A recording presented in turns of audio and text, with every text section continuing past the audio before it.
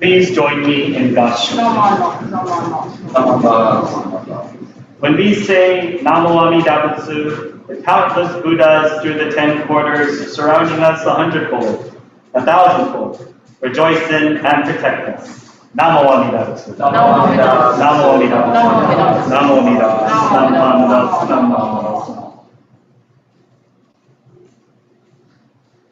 Good morning, everyone. Good morning. So how is chanting Amida Kyo for all of you? Right? Lots of breath, and I'm assuming chanting with the mask on couldn't have been very easy. But regardless of that, I thank you all for taking time out of your busy schedules to come and join us for our Hatsubon service and for your hard work in chanting the Amida Kyo. It's probably the first time in a good while that many of you have chanted this sutra before. So, as you all know, Hatsubon is a time where we come together every year to commemorate those who have passed, the members who have passed between last year's Obon and this year's Obon. This is an occurrence that happens every year. So why is Hatsubon so important? Usually for some people, especially the community members or people who are not affiliated with the temple, they sometimes just think of Obon as this cultural festival and a dance celebration where we all come together and dance in a big circle. They buy delicious teriyaki chicken or other other crafts or shaved ice, depending on which temple you belong to. But many folks do not realize, except for those people, of course, who are involved with the temple, that this goes in tandem with our Hatsubon service, with our Hatsubon service. It is a time for all of us to come together again. Usually when a person passes away, there are a series of services that follow. There's the Rinju Gongyo or the Makurakyo, the pillow service, and then there is the funeral service that usually happens mostly at the temple. Sometimes the funeral service is done at the cemetery. But, and because of the pandemic, usually now these services and these funerals have had to be private affairs. They've had to, only family members usually would be the ones who attend, and sometimes the funerals these days, due to the pandemic, were very small. But Hatsubon is a time to recognize all of those who have passed away between last Obon and this year's Obon, and it's very important because it allows the entire temple to come together as a community and to support one another in this time of mourning and loss. Once again, the message of interdependence that Shakyamuni Buddha taught us a long time ago is ringing through our ears as we celebrate today's Hatsubon service. The teaching of interdependence, the teaching that we are not alone. This brings to mind a story.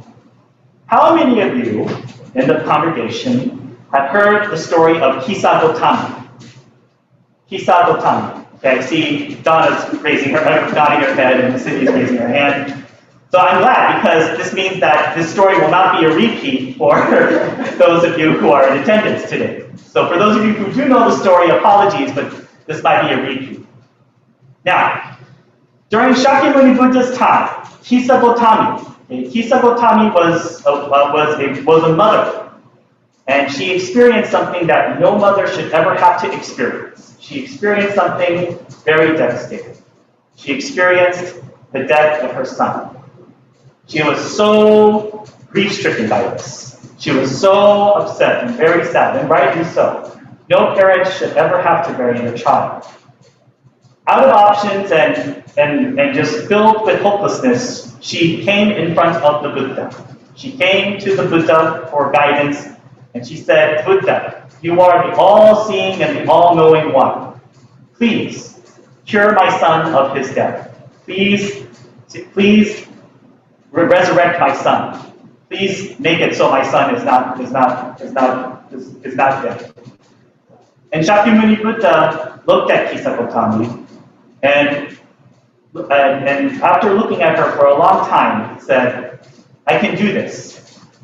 But in order to do this, you must first bring me a mustard seed.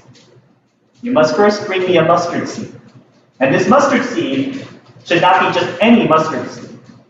This should be a seed from a place, from a home that has never encountered death. You must bring me a mustard seed that comes from a home that has never encountered death. Then, and only then, can I cure your son. So Kisagotami was very happy to hear this at first, because then she went to her neighbor and she said, I need a mustard seed. And then they gave her a mustard seed, and she said to them, wait a minute, this house has never experienced death, has it? And her neighbor said, unfortunately, we lost our grandfather a little while ago. So she says, I'm sorry, I cannot take this mustard seed. So she went further down and went to another person, and she said, I need a mustard seed. And they gave her a mustard seed, and she asked the same question. This house has not experienced death, has it? And they said, unfortunately, we lost our father. And so she could not take that mustard seed. She went to house after house after house to try and get a mustard seed. And on every house that she encountered, they had experienced death. And it was then that Kisagotami came to the realization that we all experience the human condition. And in this, Shakyamuni Buddha was able to impart this lesson of reality onto Kisagotami in the most skillful way as possible. Shakyamuni Buddha did not tell Kisagotami, say that, well, in a cold stone way, that this is reality, this happened, you have to get used to it. That would have just been cold and heartless, and why would she listen to the Buddha then? But through skillful means, he was able to teach Kisagotami that this is also a reality of life, while at the same time sparing her feelings, coming to realize the impermanence of all life. But the other lesson that Kisagotami learned out of all of this was interdependence as well. That we are not mourning alone. We are all subjects of the human condition. We all experience loss, pain, and suffering. And this is why we are brought back here to our Hatsubon event as well. And I think in this, Kisagotami became a better person too, because she realized that she does not mourn alone. Any death is a tragedy, and we are all here to mourn together and to be with each other. We are a community who come together again and again to support each other and to lean upon each other. So this is why I think this lesson of Shakyamuni Buddha was so important to Kisagotami. Because in this, once again, we are taught the two most important I's in Buddhism. First is impermanence, that our existence itself comes with change and ever-changing, and it continues to change. But at the same time, interdependence. I also did a memorial service recently, and I said, even though the person you are mourning has gone, you are all still here together because of this person. You are all still here together because this person has played an immense role in your life. And as you can see from the attendance here and from attendance online, it isn't just yours. It isn't just your experience, it's everybody's experience as well. The Nembutsu is also what brings us together. The Nembutsu is the working of Amida Buddha and helps us to realize our foolish selves. When we experience sadness and grief, it is easy for us to think that we are on our own and that we are alone. When we experience something traumatic or hard, it's easy to feel feelings of regret and sadness and even hopelessness. Yet as we turn our thoughts to the Nembutsu, we are once again awakened to the truth and the understanding that we are not alone.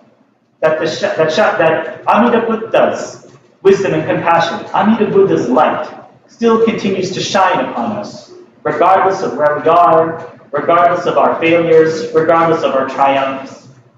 The light continues to shine upon us as we receive Amida Buddha's wisdom and compassion. And this brings us back to the quote that I did today, the Gosanda. When we say Namo Amida Butsu, the countless Buddhas through the 10 quarters surrounding us 100-fold, 1,000-fold, rejoice in and protect us. This may sound somewhat fantastical, and it may sound almost fantasy-like. But this doesn't mean to become reckless. This quote is not meant to be taken 100% literally. So this doesn't mean that the Nembutsu is this magic spell that makes us impervious to danger. It means that when we say Namo Amida Butsu, we are acknowledging the everlasting working of Amida Buddha's wisdom and compassion towards all of us. We are also experiencing the interdependence and the warm feeling of community and love with all of us surrounding each other and supporting each other. So with this in mind, I am very happy that all of us are here today to remember those who have passed this year between last year's Obon and this year's Obon. It still is a wonderful experience for all of us to come together and to lean upon each other and to support each other during this time. And it's very important as well to come to the temple and listen deeply to the Dharma, as our presence in itself inside the temple brings us closer to the mindset of enlightenment. So with that being said, I would like to thank all of you very much for taking time out of your busy schedules to come today for our Hatsubon service. And once again, this service is not observed, and you do not come up here to offer incense just out of a sense of filial piety or because it's the thing to do. It is because you are deeply listening to the Nembutsu teaching and the teachings of Shinran Shonin, who passed away over 750 years ago and imparted his wisdom upon us. It is another element that connects all of us and brings us to this place here today. So I thank you all for joining me today. And as the days come, I hope you all are still enjoying your summer vacation. Please do your best to stay cool. This coming week, it's going to get in the 90s. So please do your best to stay cool, drink plenty of water, and of course, as always, say the names. Please join me in Dashi. Namo Amida Butsu. Namo Amida Butsu. Namo Amida Butsu. Namo Amida Butsu. Namo Amida Butsu. Namo Amida Butsu. Namo Amida Butsu. Namo Amida Butsu.